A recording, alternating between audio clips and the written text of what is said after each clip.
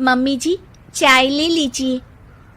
अरे कलमुही, तेरे हाथों से तो चाय पीते हुए भी डर लगता है, कहीं इससे तेरा रंग मुझ पर ना चढ़ जाए। अगर इन्हें इतनी ही शर्म होती तो मेरे इतने हैंडसम भाई को इस तरह फंसाती नहीं। बानी और शिवम की लव मैरिज हुई है। बानी के ससुराल में उसकी ननद और सास हैं, जिन्हें अपने गोरे रंग पर बहुत गुरूर होता है, जिस वजह से वो बानी को सिर्फ उसके सांवले रंग की वजह से नापसंद करती है और हमेशा उसे ताने सुनाती रहती हैं। बानी उनकी सभी जली कटी बातें सुनकर चुपचाप वहां से चली जाती है। तुम माँ और छोटी को कुछ बोलती क्यों नहीं? मम्मी जी बड़ी हैं, हर छुटकी ना समझ, इस तरह उन्हें उल्टा जवाब देना सही नहीं। मेरी जिम्मेदारी उनकी सेवा करना है, जो मैं पूरे दिल से हमेशा करती रहूंगी। ऐसा बोलकर बानी रसोई में जाकर रात के खाने की तैयारी करने लगती है। रात को खाना खाते हुए बानी की सास उसे कहती है, कल मैंने अपनी फ्रेंड्स के साथ किटी पार्टी रखी है, समय से सारा खाना बना देना और अपना मनहूस चेहरा लेकर ज्यादा उनके सामने मत आना, समझी? माँ, बानी आप दोनों की कितनी परवाह करती है, फिर भी आप उससे इतना बुरा व्यवहार क्यों करती हैं? अरे एक तो लव मैरिज करके इस कलमुही को हमारे सर पर लाकर बिठा दिया और अब हम इसे कुछ बोल भी नहीं सकते क्या? भैया तो इनकी तरफदारी करेंगे ही, आखिर इन्होंने पूरी तरह उन्हें अपने वश में जो किया है। जिसे जो करना है करे, बस कल मेरा सारा काम समय पर हो जाना चाहिए।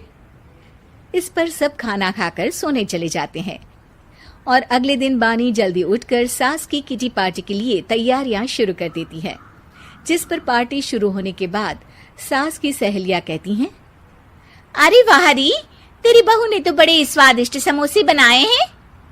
हाँ भाई, रंग कैसा भी हो, खाना बनाने में बिल्कुल अन्नपूर्णा है। अरे इसकी भी क्या बात करनी, मेरी बेटी से मिलो, इसकी सुंदरता के आगे तो उर्वशी रंभा भी फेल है। उर्वशी रंभा को तो फेल कर देगी, पर क्या अन्नपूर्णा बन पाएगी? अरे इसे काम करने की क्या जरूरत, उसके लिए बानी है तो, और मैं तो इसकी शादी भी किसी नौकर चाकर वाले घर में ही करूंगी। बानी वापस रसोई में चली जाती है और किटी पार्टी चलती रहती है। उसी रात को बानी की सास गुस्से में चिल्लाते हुए अपने कमरे से बाहर निकल कर आती है। हाय रे, चोरी हो गई, मेरे पैसे, पक्का पक्का इस कलमुही की वजह से हुआ है ये सब। अरे क्या हुआ माँ, कौन सा आसमान टूट गया? अरे आसमान तो उसी दिन टूट गया था जब तू इस कलमुही से शादी करके इसे घर में ले आया था। खुद तो आई ही, अपने साथ साथ मनहूसियत का काला साया भी मेरे घर ले आई। अरे हुआ क्या माँ? अरे मेरी तिजोरी में रखे पैसे कहीं गायब हो गए, सुबह ही देखा, अरे यहीं रखे थे। क्या आप मुझ पर चोरी का इल्जाम लगा रही हैं? अरे काली बिल्ली पर भी क्या कोई मनहूसियत का इल्जाम लगाता है? ऐसा बोलकर बानी की सास वहां से चली जाती है, जिसके बाद शिवम और बानी बात करने लगते हैं। देखो, मम्मी की बात का बुरा मत मानना, वो बस परेशान है ना, इसलिए कुछ भी बोल गई। वो परेशान नहीं, मुझसे नफरत की वजह से ऐसा बोलकर गई हैं। उन्हें मैं हमेशा एक आंख नहीं सुहाती। देखो बानी, अगर तुम चाहो तो हम दूसरा घर लेकर वहां शिफ्ट कर सकते हैं। आखिर तुमसे प्यार करके तुम्हें अपनी जिम्मेदारी पर इस घर में लेकर आया हूं, इस तरह टॉर्चर नहीं होने दे सकता। अगर आप साथ हैं तो मुझे किसी चीज की टेंशन नहीं, और आखिर वो हमारी बुजुर्ग हैं, हम उन्हें और छुटकी को इस तरह अकेले छोड़कर कैसे जा सकते हैं? इसके बाद बानी भी अपने कमरे में चली जाती है और अब हर रोज उसकी सास की तिजोरी से पैसे गायब होने लगते हैं। इसी तरह कुछ समय बीत जाता है और वो हर बार हर चीज का इल्जाम बानी पर लगाती है, पर बानी कभी कुछ भी नहीं बोलती।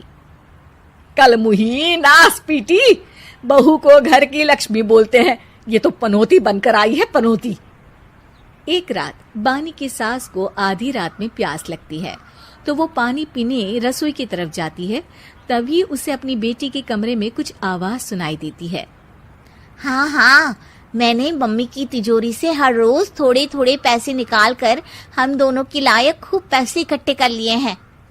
और मम्मी आज तक उस सब के लिए भाभी को ही जिम्मेदार समझती है। तुम बस जल्दी से आकर मुझे यहाँ से ले जाओ और हम कहीं दूर जाकर शादी कर लेंगे।